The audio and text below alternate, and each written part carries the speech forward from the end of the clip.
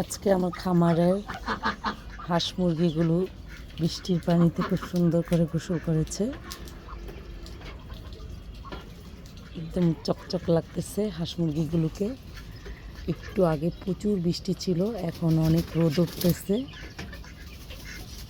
আর বৃষ্টিতে ওরা খুব মনের আনন্দতে গোসল করেছে।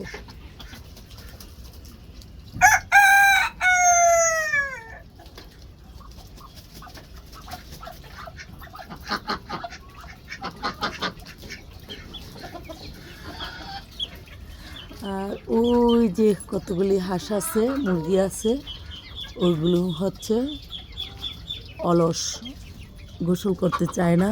অনেক আছে যে ধরে বেঁধে গোসল করাতে হয়।